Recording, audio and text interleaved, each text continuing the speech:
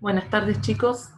En esta clase vamos a estudiar el tema recuento de microorganismos, es decir, vamos a ver cómo se mide el aumento de células en una población de microorganismos. Como sabemos, la diversidad de los microorganismos es inmensa y por lo tanto los métodos de recuento para un grupo de microorganismos pueden ser inapropiados para otro. El cálculo del número de células que existe en una suspensión se puede llevar a cabo mediante el recuento celular a través del uso del microscopio, o determinando el número de unidades formadoras de colonia, o a través de la masa celular, o por turbidimetría o actividad celular. A fines prácticos, vamos a clasificar los distintos métodos en directos e indirectos, y también vamos a ver cuáles son las ventajas y limitaciones en cada caso. ¿Por qué es útil el recuento de microorganismos? Bueno, la cuantificación es útil para determinar, por ejemplo, en el control de la calidad de alimentos, la inocuidad de un alimento o de una droga, de un medicamento, de un cosmético, donde el número de determinados microorganismos es importante para establecer si se cumple o no con las normas. En el análisis microbiológico de agua se determinan, por ejemplo, las bacterias heterótrofas aerobias, donde el recuento no debe superar las 500 unidades formadoras de colonia por mililitro. También se cuantifican los coliformes totales para establecer si el agua es apta o no para consumo humano. ¿Sí? Esos son algunos de los ejemplos de por qué es útil el recuento de microorganismos. Para poder estudiar los métodos de recuento necesitamos saber primero a qué llamamos crecimiento. Es el incremento del número de células microbianas en una población. Lo podemos medir por el incremento en la masa microbiana y también podemos obtener la velocidad de crecimiento, que es el cambio en el número de células o masa celular por unidad de tiempo. El crecimiento de las poblaciones bacterianas en un sistema de cultivo cerrado, o también llamada cultivo en batch, está limitado por el agotamiento de los nutrientes y también por la acumulación de los productos tóxicos del metabolismo microbiano. Cuando las bacterias se siembran en el laboratorio en medios de cultivo sólidos o líquidos, las condiciones se asemejan a las de un sistema cerrado, sin un aporte continuo de nutrientes, es decir, que los microorganismos tienen disponibles los nutrientes aportados por el medio de cultivo y no más. Entonces, si sembramos un medio líquido y luego se toman muestras a intervalos de tiempo regulares, la representación gráfica de los datos, es decir, el recuento de las células viables versus el tiempo, daría esta curva característica, ¿sí? En el eje de las ordenadas, entonces, tenemos representado el número de bacterias, y en el de las abscisas el tiempo de cultivo. Como se ve, esta curva está dividida en varias fases. Primero la fase de latencia, luego la fase exponencial, le sigue la estacionaria y por último la fase de muerte. Brevemente vamos a explicar qué sucede en cada fase. Cuando se inocula una población microbiana en un medio fresco, hay una fase inicial de adaptación llamada fase lag, ¿sí? Donde las células ponen en marcha su maquinaria metabólica para poder crecer activamente, es decir, sintetizan determinados componentes y sintetizan enzimas que permitan metabolizar los componentes del nuevo medio de cultivo. Y la duración de esta fase es variable y en general es mayor cuanto más grande sea el cambio en las condiciones en las que se encuentra el microorganismo.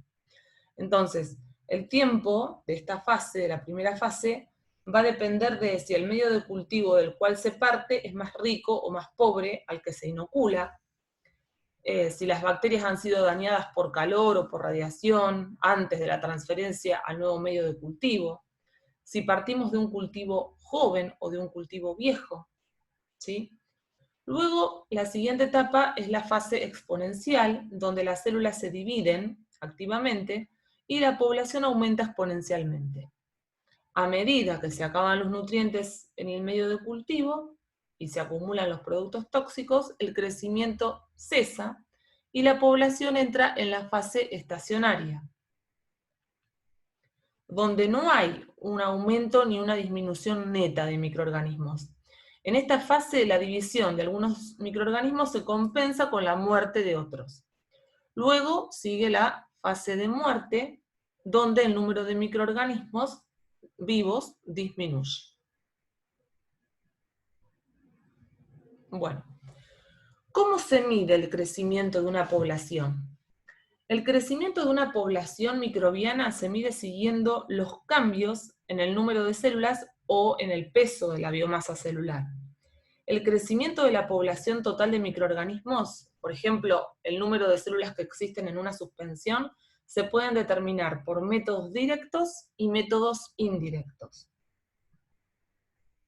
Para medir el crecimiento contamos entonces con métodos que determinan la masa celular y métodos que determinan el número de células. En esta diapositiva tenemos la clasificación de los métodos, ¿sí?, a fines prácticos. Entonces, dentro de los métodos de determinación de masa celular tenemos como método directo al peso seco y como método indirecto a la actividad metabólica. Y dentro de los métodos de determinación del número de células tenemos métodos directos, recuento al microscopio en cámara de Neubauer, microscopía de perfluorescencia y el contador Coulter. Y los indirectos, tenemos el recuento de viables y dentro de ellas vamos a aplicar el recuento en placa, el número más probable y el filtro de membrana. Vamos a comenzar entonces con los métodos para la determinación de masa celular. Y tenemos biomasa, que la vamos a determinar a través del peso seco, y actividad metabólica. La biomasa es un término general que se refiere a los microorganismos presentes en un sistema y puede expresarse en unidades de peso o en unidades de calorías. Podemos decir que la biomasa representa la cantidad de energía almacenada por una comunidad biológica. Y las mediciones de biomasa se emplean para determinar, por ejemplo, la producción de una población de microorganismos y la transferencia de energía entre los mismos. En el gráfico se relaciona la biomasa con el consumo del sustrato, es decir, que medimos biomasa producida de acuerdo al consumo del sustrato por parte de los microorganismos.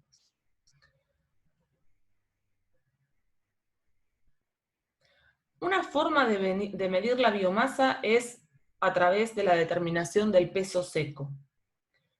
Peso seco es la concentración celular bacteriana expresada en unidades de peso, en microgramos por mililitro o miligramos por mililitro. Y sabemos que la masa celular es proporcional al número de células. El peso seco, es decir, el contenido de sólidos, se obtiene por el secado de un volumen de la muestra en un horno a 105 grados centígrados hasta peso constante.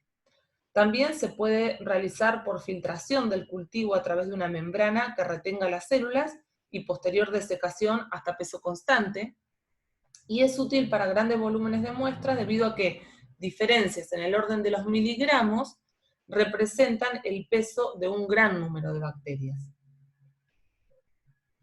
Bueno, en esta diapositiva tienen el esquema, ¿sí?, de la metodología. Entonces, bueno, tenemos la muestra, realizamos el pesaje por triplicado, ¿sí? Tenemos 3 tubos vacíos que se pesan, se coloca la muestra y luego se seca esa muestra y por último se pesa el tubo con la muestra seca. Y a través de la fórmula, ¿sí?, se obtiene el valor del peso seco.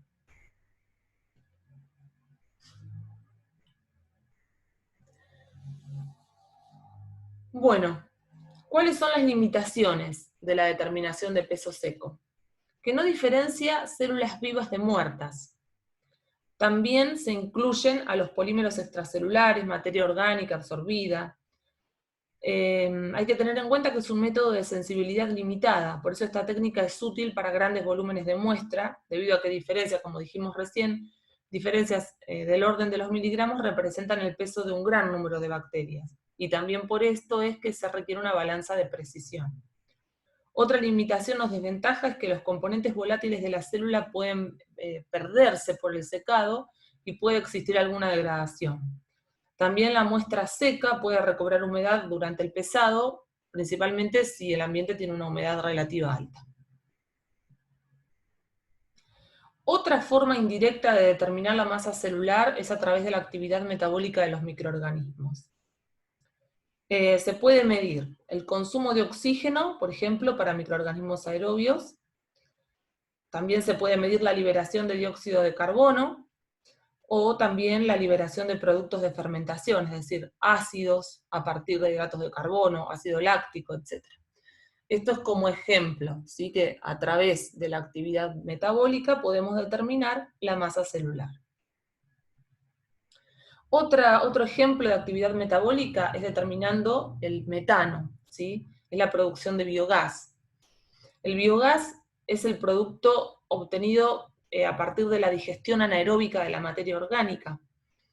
La digestión anaeróbica es un proceso biológico en el que la materia orgánica, en ausencia de oxígeno y mediante la acción de un grupo específico de bacterias, se descompone en productos gaseosos, o lo que llamamos biogás, y en un digestato, que es una mezcla de productos minerales que tienen nitrógeno, fósforo, potasio, calcio.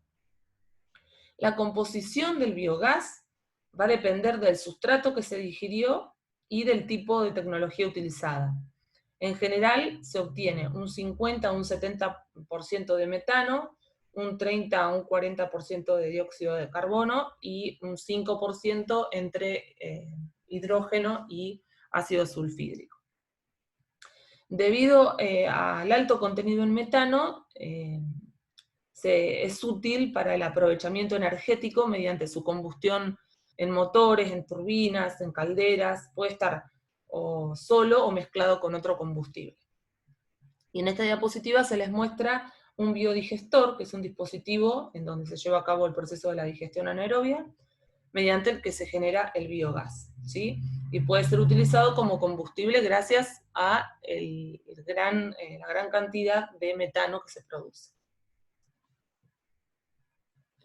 Bueno, ahora nos vamos a detener en los métodos para la determinación del número de células, ¿sí? Algunos de estos los vamos a utilizar en el laboratorio, entonces es importante que lo sepan y también que lo sepan para el parcial. Vamos a comenzar con los métodos directos, ¿sí? Dentro de estos tenemos el recuento al microscopio en cámara de Neubauer o Petroff-Hauser. Tenemos a la microscopía de epifluorescencia, donde vamos a ver dos métodos, el método de Hobby y el método de Kogure.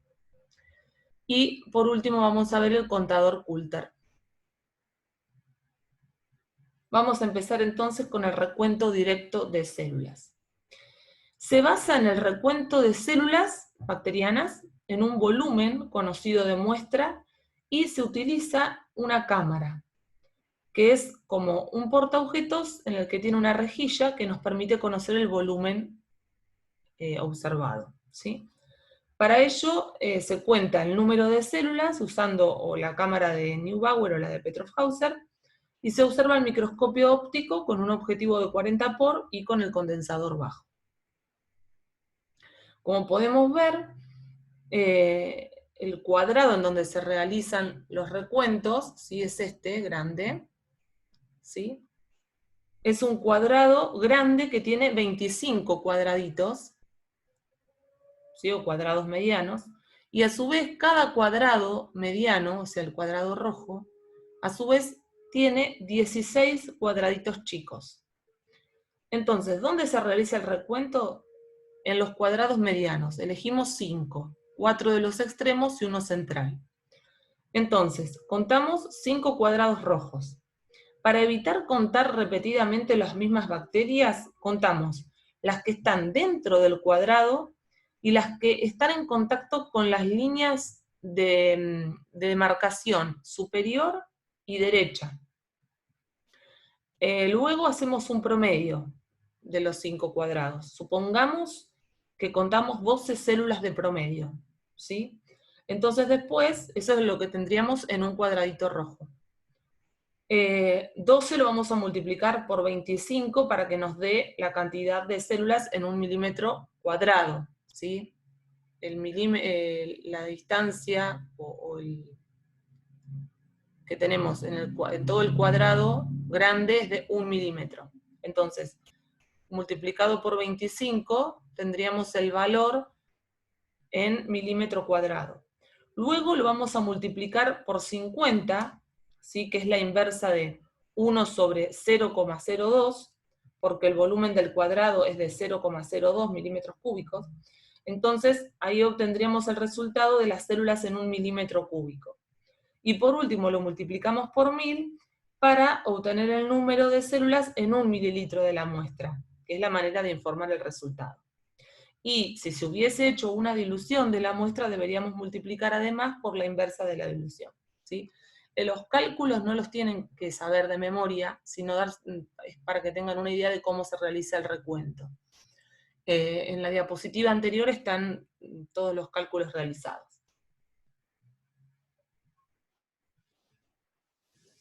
Bueno, vamos a ver las ventajas y desventajas del recuento directo al microscopio. No se distinguen células vivas de muertas, ¿sí? Las células que son muy pequeñas son difíciles de ver y se puede omitir alguna. Tampoco es apropiado para suspensiones de células inferiores a 10 a la 6 por mililitro. La mayor dificultad del recuento en cámara es obtener reproducibilidad en el llenado de la cámara con el líquido. Por eso decimos que tiene poca precisión, se comete un error del 20%. Y una de las mayores ventajas del recuento en cámara es que brinda información adicional sobre el tamaño y la morfología de los objetos contados. A veces resulta tedioso, pero bueno, es rápido y económico. Otra técnica de recuento de células es a través de la microscopía de epifluorescencia, y dentro de ella tenemos el método de Hobby. Esta técnica consiste en marcar la muestra con fluorocromos, por ejemplo como el naranja de acridina, que tiene la propiedad de absorber en el UV y emitir en el visible. Luego de marcada, la muestra se filtra y se observa el microscopio de epifluorescencia para determinar cuáles células son viables y cuáles no. Para que la técnica sea exitosa, todas las bacterias deben ser retenidas por el filtro y a su vez todas deben ser visibles en la superficie del filtro. Y además, las condiciones de tinción y las condiciones ópticas deberían producir un alto contraste entre las bacterias y el fondo. Los filtros de policarbonato son mejores que los filtros de celulosa para el recuento directo de las bacterias porque tienen un tamaño de poro uniforme y una superficie plana que retiene todas las bacterias en la parte superior del filtro. Y aunque los filtros de celulosa también retienen a todas las bacterias, muchas quedan atrapadas dentro del filtro, entonces no pueden ser contadas. Entonces, cuando se emplean colorantes como el naranja de acridina, las bacterias emiten fluorescencia naranja y verde, ¿sí? Dependiendo del estado fisiológico de los microorganismos va a ser un color u otro. La verde indica mayor concentración de DNA y la naranja mayor concentración de ARN y proteínas. Entonces, el resultado sería que las bacterias en crecimiento activo florezcan rojo-naranja y las bacterias muertas o inactivas florecen verdes. Esta técnica, por ejemplo, se utiliza en muestras ambientales para estimar el número total de bacterias y poder diferenciar las no viables y, o sea, el estado fisiológico, ¿sí? De las que son viables o las que están muertas. Distingue. Bueno, además del método de Hobby, el número de bacterias en crecimiento activo se puede evaluar también por el método de Kogure, que es una modificación, ¿sí? La modificación es la incubación previa con ácido nalidíxico, que es un antibiótico que inhibe la división celular. Este método se considera como recuento de viables, ¿sí? También vamos a obtener el recuento total diferenciando las viables de las no viables. El fundamento se basa en que el ácido nalidíxico inhibe la síntesis de DNA, por lo tanto, no deja que se duplique la célula. Y en consecuencia de esto, se bloquea la formación de la pared celular, debido, ¿sí?, a la falta de capacidad, a la pérdida de la capacidad replicativa. Con lo cual, las células, al incorporar los nutrientes, ¿sí?, a través del extracto de levadura, se alargan en vez de dividirse. La observación directa luego de la tinción revela la presencia de células alargadas, que nos estarían indicando los microorganismos en crecimiento activo, y células de tamaño y forma normales, que serían microorganismos muertos o en estado quiesciente. Bueno, acá tenemos el resumen de las técnicas de epifluorescencia, ¿sí? Acá tenemos una muestra donde se tiñe y se ven las células de tamaño inicial, tamaño normal, y luego de la incubación con extracto de levadura y ácido anhidríxico, ¿sí? Vamos a observar células alargadas y también células del tamaño normal. Entonces vamos a poder hacer el recuento del número de bacterias con tamaño superior al inicial. Por último, vamos a ver el contador Coulter, ¿sí? Para el recuento directo de células también. Son equipos automáticos de conteo y medición de tamaño celular. Es una técnica basada en la diferencia de conductividad entre la célula y el fluido en la que está suspendida. La operación de estos sistemas es sencilla y permite rápidamente determinar el número de partículas presentes en una suspensión y la distribución de sus tamaños. El procedimiento se basa en que un volumen fijo de una suspensión bacteriana es forzada a pasar desde un compartimento a otro compartimento a través de un pequeño orificio en un breve intervalo de tiempo. Cuando el microorganismo pasa al nuevo compartimento, la resistencia de este microorganismo aumenta debido a que la conductividad de la célula es menor que la del medio. Y estos cambios en la resistencia son convertidos en pulsos o voltaje y de esa manera es contado. La desventaja es que bacterias muy pequeñas producen cambios en las resistencias que son comparables al ruido, es decir, que no se estarían contando. No pueden medirse células que formen filamentos o agregados, ni soluciones muy concentradas de microorganismos. No distingue células vivas de muertas, ni tampoco de agregados de material insoluble presentes en la suspensión. Y es común que se obstruya el orificio. ¿Sí? Esas son las desventajas. Bueno, ahora vamos a ver los métodos indirectos para la determinación del número de células. Dentro de estos métodos vamos a ver el recuento en placa, el número más probable y el filtro de membrana. Vamos a empezar entonces con el recuento en placa. A través de esta técnica se siembran volúmenes determinados, ¿sí? De distintas diluciones del cultivo, y se realiza el recuento de colonias. Entonces, el resultado lo vamos a expresar en unidades formadoras de colonia por mililitro. ¿Mm? Para realizar el recuento se debe considerar, ¿sí? Tenemos que tener en cuenta que la cantidad de colonias no debe ser tan elevada para poder ser contadas adecuadamente, ni tampoco tan baja para que tenga significado estadístico. Entonces, el número de colonias en el medio de cultivo tiene que oscilar entre 30 y 300, ¿sí? Debido a que en general no sabemos el número de viables, ¿sí? No sabemos el número de bacterias viables a priori en la muestra, es necesario hacer alguna dilución para poder obtener este recuento apropiado, entre 30 y 300 unidades formadoras de colonia.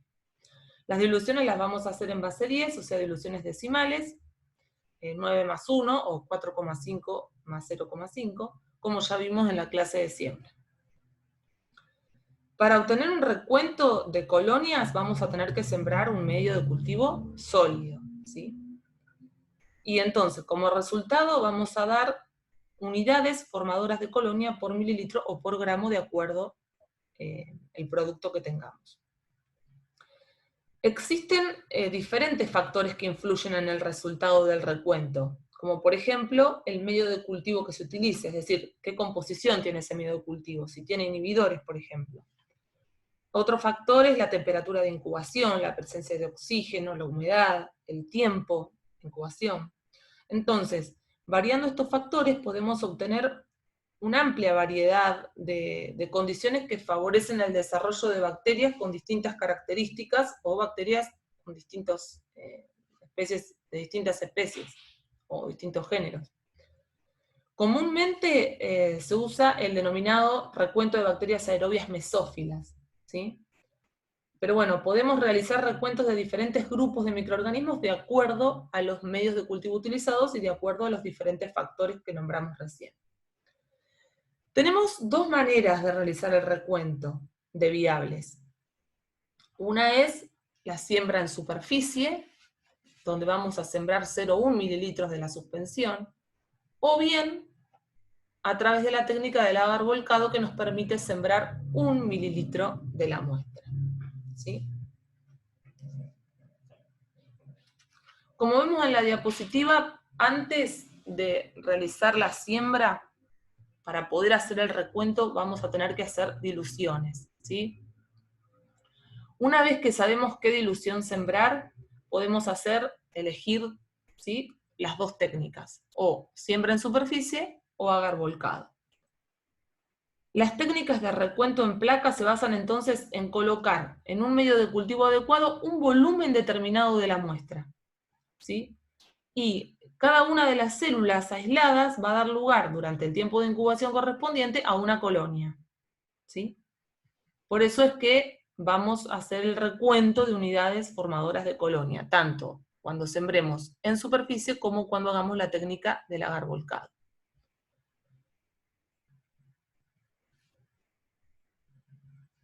Bueno, ¿qué diferencia hay entre sembrar en superficie y sembrar por la técnica del agar volcado?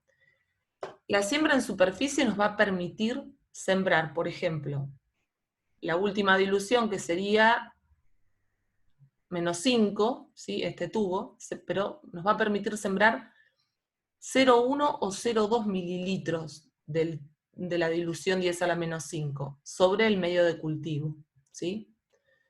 En cambio, a través de la técnica del agar volcado vamos a poder sembrar 1 mililitro de esta dilución, ¿sí? Esa es la diferencia que hay.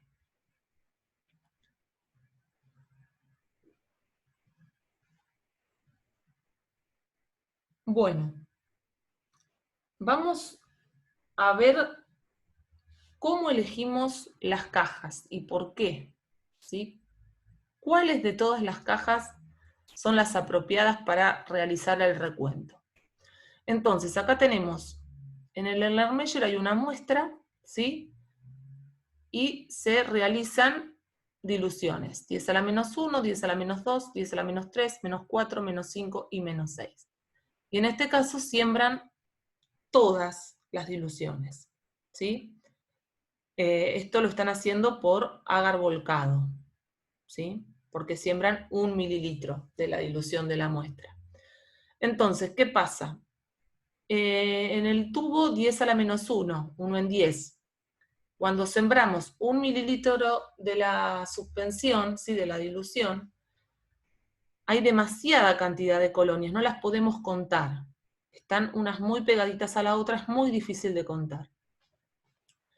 Tanto en esta dilución como en la que le sigue, ¿sí? Es más de 300, muchas más de 300. Entonces, primero se nos va a complicar contar todas las colonias, ¿sí? A lo mejor nos salteamos alguna.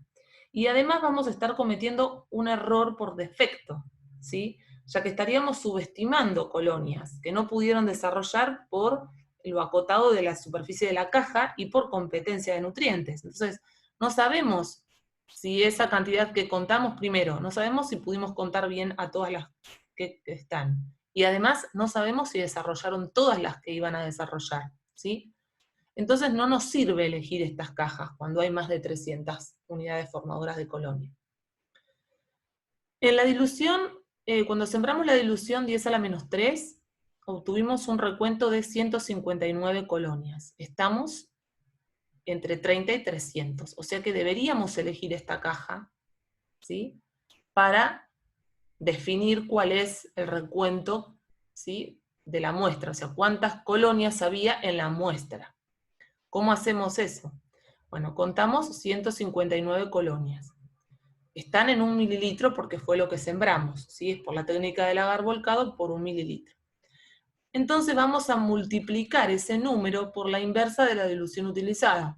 La dilución utilizada fue 1 en 1000, por lo tanto lo vamos a multiplicar por 1000. Y ese sería el resultado. 1,59 por 10 al cubo. ¿Sí? ¿Qué? ¿Cómo se informa? 1,59 por 10 al cubo unidades formadoras de colonia por mililitro. ¿Sí? Si seguimos adelante, fíjense, la siguiente dilución es 10 a la menos 4, donde hubo un desarrollo de 17 colonias. En el próximo, en el 10 a la menos 5, hubieron 2 colonias, y en el 10 a la menos 6 no desarrolló nada. Entonces, si nosotros hacemos la cuenta en el tubo del 10 a la menos 4, ¿sí? Vamos a ver que nos da 170.000. Estaríamos cometiendo un error por exceso. ¿Se dan cuenta? En realidad nosotros teníamos 159.000 unidades formadoras de colonia. Si hubiéramos elegido esta caja que no está entre 30 y 300, o sea, la de 17, estaríamos informando más de lo que hay, ¿sí? Y a medida que vamos diluyendo más la muestra, es decir, que vamos agregando un 0 después, cuando hacemos la conversión, cometemos más error.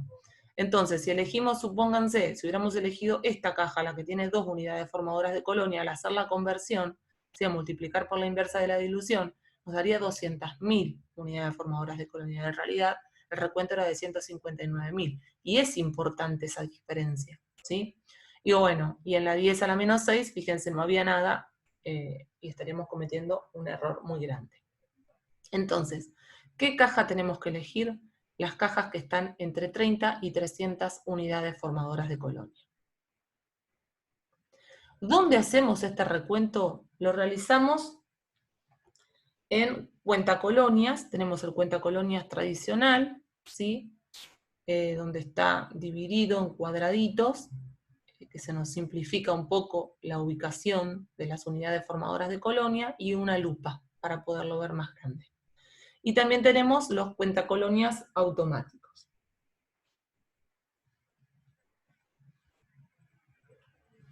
Bueno, ahora vamos a ver algunos ejemplos, ¿sí?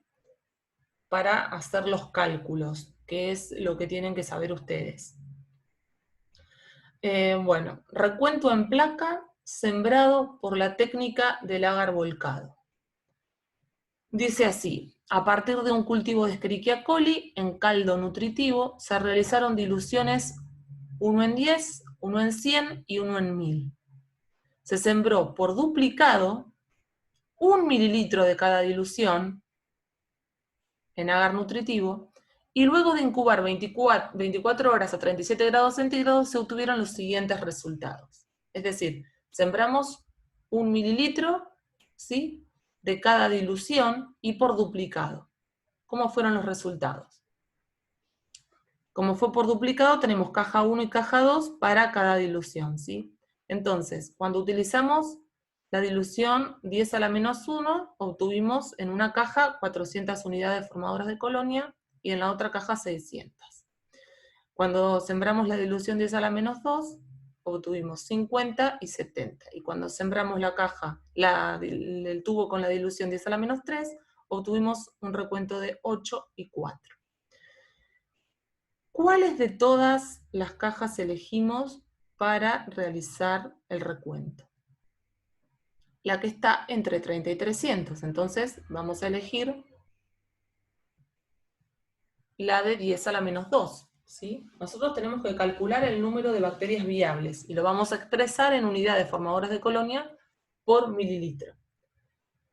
Entonces vamos a elegir la dilución 10 a la menos 2 porque están entre 30 y 300. Como sembramos por duplicado, vamos a hacer el promedio de 50 y 70, que nos da 60 unidades formadoras de colonia, y vamos a multiplicar por la inversa de la dilución, que es 100, ¿sí? 60 por 100 son 6.000 unidades formadoras de colonia por mililitro de muestra. Bueno, vamos a hacer más ejemplos. tenemos que elegir las cajas, ¿sí? Sabiendo que sembramos 1 mililitro porque estamos haciendo la técnica del agar volcado. Entonces, sembramos en este caso la muestra y una dilución de esa muestra, la dilución 10 a la menos 1. El recuento, luego de la incubación, en la muestra nos dio 500 y en la dilución 10 a la menos 1 nos dio 60. ¿Cuáles de las dos cajas elegimos para informar el recuento? Elegimos la caja que está entre 30 y 300, ¿sí? Que sería la de la dilución. Entonces, para informar tenemos que poner 60 por la inversa de la dilución. O sea, nos daría 600 unidades formadoras de colonia por mililitro, ¿sí? El segundo caso, en este caso no sembramos la muestra, sembramos directamente una dilución 10 a la menos 1 y una dilución 10 a la menos 2.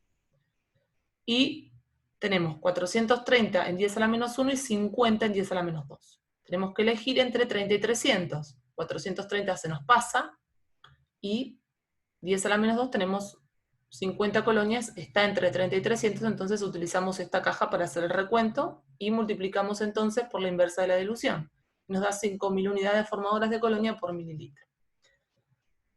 Otro caso, sembramos la muestra y la dilución 10 a la menos 1. En la muestra vimos que desarrollaron 3 colonias, y en 10 a la menos 1 no desarrolló nada. En este caso, ¿qué sucede? No está entre 30 y 300, ¿sí? Pero bueno, sembramos la muestra, y en la muestra hay 3.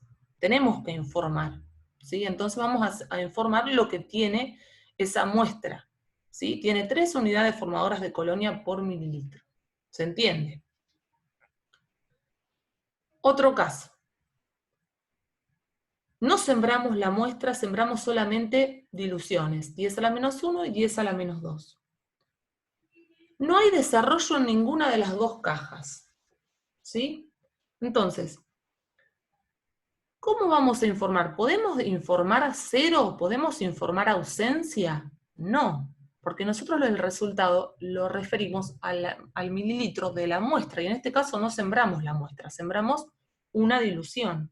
Entonces no podemos informar ausencia, nunca.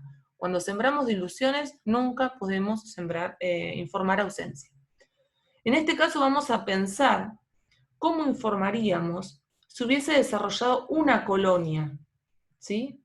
Que es lo mínimo que puede desarrollar, en la dilución menor, o sea, en 10 a la menos 1, ¿sí?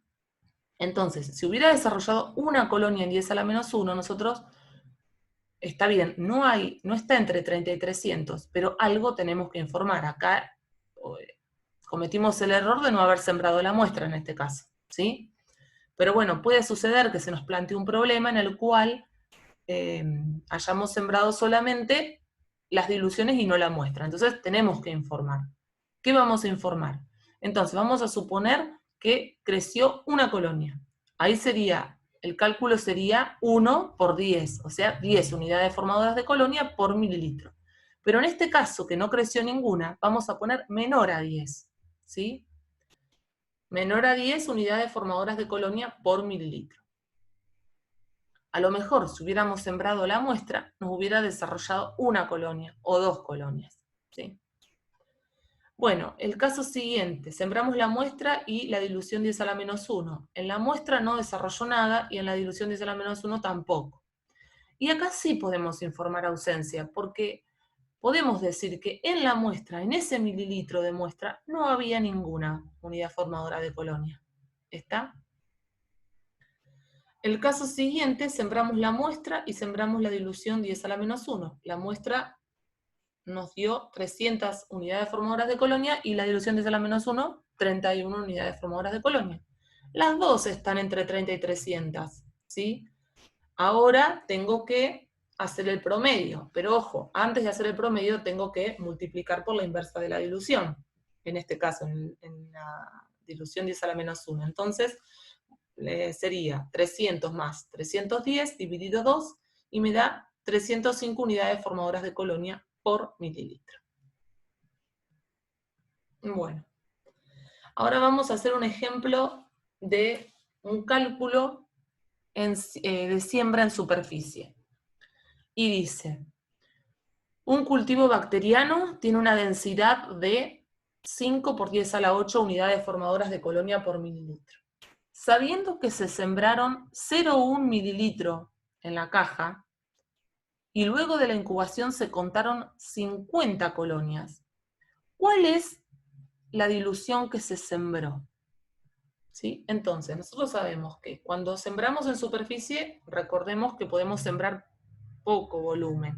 En este caso, sembramos 0,1 mililitro y obtuvimos, o sea, contamos 50 colonias. Lo tenemos que referir al resultado a 1 mililitro. Entonces, en 1 mililitro, ¿cuántas colonias hay? Hay 500 colonias. ¿Está? Ahora, si sabíamos que la densidad era de 5 por 10 a la 8, ¿qué dilución sembramos?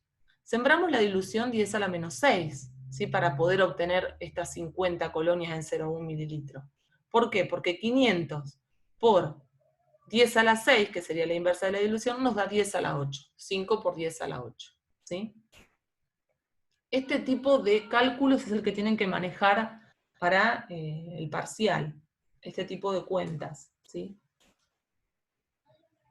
Bueno, vamos a ver entonces las ventajas y limitaciones del recuento en placa. Tiene alta sensibilidad, es selectivo para determinado grupo de microorganismos según los medios de cultivo que se utilicen, se determina el número de microorganismos en una muestra en relación a las colonias que forman, siempre vamos a informar unidades formadoras de colonias. Se emplean diluciones de una muestra concentrada, ¿sí? Para que cada colonia formada provenga de una sola célula, y además se emplean las diluciones para que entren, digamos, el recuento entre 30 y 300 colonias. Y se utiliza esta técnica para la cuantificación de bacterias, levaduras, también mohos.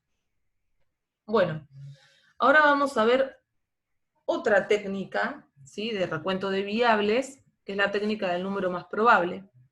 Es una técnica de estimación estadística basada en el hecho de que a mayor número de bacterias en una muestra, mayor será la dilución necesaria para reducir la densidad. La muestra es añadida a tubos, por ejemplo, con caldo McConkey.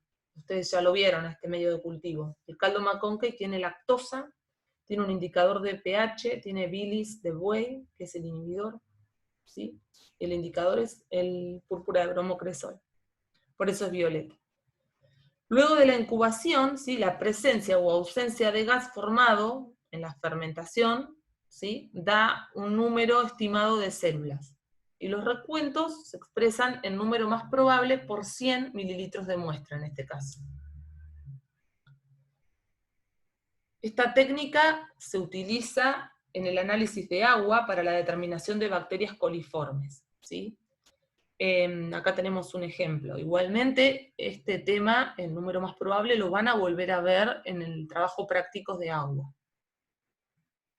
En este caso, entonces, como dijimos recién, se utiliza un medio de cultivo selectivo y diferencial, que es el caldo McConkey, para determinar el número más probable de coliformes en la muestra. Utilizamos este medio de cultivo porque queremos determinar coliformes. Directamente, ya las tablas nos van a dar el resultado expresado en 100 mililitros de muestra, aunque no se siembra en 100 mililitros de muestra.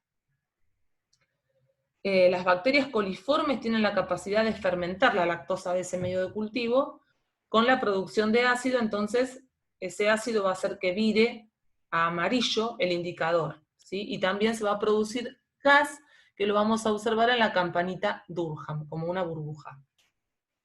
¿Sí? Bueno, entonces, ¿cómo realizamos el recuento? Se siembran, tenemos en este caso una batería de 9 tubos. Y la combinación, cuando hablamos de combinación en esta técnica, decimos que es la cantidad de tubos que utilizamos. Entonces, la combinación acá es 3-3-3. ¿Por qué? Porque utilizamos 3 tubos que tienen 10 mililitros del medio McConkey de doble concentración, ¿sí? otros 3 tubos que tienen 5 mililitros del caldo McConkey simple concentración, y otros 3 tubos más que tienen 5 también mililitros de caldo McConkey simple concentración.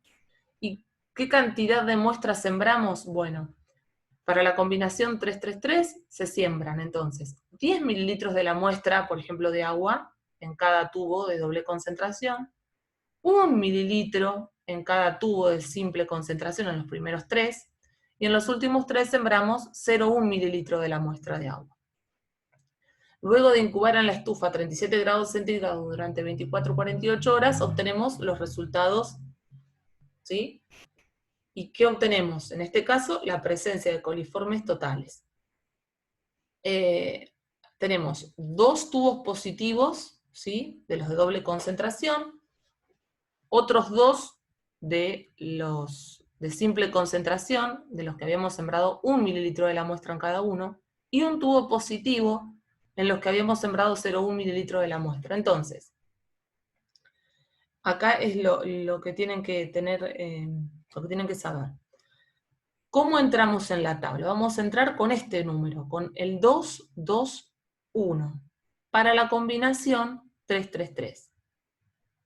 ¿Sí? Entonces, tenemos, esta es la tabla, ¿sí? Tenemos, en esta columna dice número de cultivos positivos, 10, 1 y 0,1 es el volumen de muestra que utilizamos, ¿sí? Y la combinación, nosotros usamos la combinación 333, o sea, 3 tubos con 10 mililitros de muestra, 3 tubos con 1 mililitro de la muestra y 3 tubos con 0,1 mililitro de la muestra. Nuestro resultado fue que eran 2 tubos de los de 10, 2 de los de 1 y 1 de 0,1. Entonces entramos con este número, 221, y vemos que el valor es de 28. 28 coliformes totales por 100 mililitros de muestra, así se informa, ¿sí? No es tan exacto como el recuento en placa, ¿sí? Bueno, acá tenemos otro ejemplo. Tenemos la muestra de agua, sembramos otra vez una combinación de 3, 3, 3, y el resultado en este caso fue de que un tubo de 10, ¿sí?, dio positivo, un tubo de 1 dio positivo, y ninguno de 0,1. O sea que el número para entrar en la tabla sería de 110. ¿Para qué combinación? Para la combinación 333.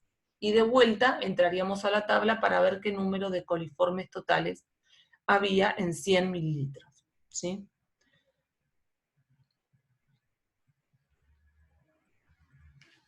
Bueno. Entonces, si utilizamos pocos tubos, es decir, si utilizamos una combinación baja, en vez de 333 usamos otra combinación, los intervalos de confianza son amplios. ¿Esto qué quiere decir? Que la precisión es baja. O sea, cuanto más números de tubos utilicemos, más cantidad de muestra estamos sembrando, ¿sí? Por lo tanto, aumentaríamos un poco la precisión. Se utilizan medios de cultivo líquidos, ¿sí? Es menos preciso que el recuento en placa, nos da un número más probable. Y se deben ajustar las condiciones de incubación y el medio de cultivo para seleccionar grupos particulares de microorganismos. En este caso, en el ejemplo que yo les di, buscábamos y cuantificábamos coliformes totales, entonces utilizábamos el medio de cultivo McConkey y la temperatura de incubación era 37 grados centígrados. Bueno, esta diapositiva es a modo informativo, solo para mostrarles que si se utilizan pocos tubos, es decir, menos volumen de muestra, los intervalos de confianza son amplios, y nada más. Bueno, ahora vamos a ver filtro de membrana, ¿sí? Que era el último punto que nos quedaba. Permite el recuento entonces de unidades formadoras de colonias, es decir, de viables, a partir de grandes volúmenes de suspensiones diluidas o grandes volúmenes de muestra. Se hacen pasar entonces por filtros de nitrocelulosa y se incuban, ese filtro se incuba sobre un determinado medio de cultivo. El equipo de filtración está compuesto por un receptáculo para el líquido filtrado, un embudo, ¿sí?, sobre el que se coloca el portafiltro y luego el filtro, y el vaso graduado por el cual se pasa la muestra o el embudo. Y una pinza también para mantener fijo el vaso. ¿Sí? Esta técnica es útil cuando se quieren analizar grandes cantidades de muestras, es decir, podemos filtrar 1 litro, si queremos, de agua, de una muestra de agua. Se basa en que las membranas filtrantes retienen a los microorganismos y dejan pasar el líquido. Luego, el filtro se coloca en un medio apropiado para que desarrollen los microorganismos de interés. El análisis se dificulta en los casos en que la muestra de agua, por ejemplo, esté muy turbia, con abundante carga bacteriana. Y bueno, este inconveniente puede ser remediado haciendo inóculos pequeños, de acuerdo con el tipo de muestra a analizar, ¿sí? Y además del equipo de filtración, se requiere de una bomba de vacío para acelerar el proceso. Y a través de esta técnica se puede informar ausencia de los microorganismos en el volumen filtrado. Es decir, si filtramos 100 mililitros de agua y cuando dejamos desarrollar, ¿sí?, el filtro sobre el medio de cultivo, no hay ninguna unidad formadora de colonia, podemos informar ausencia.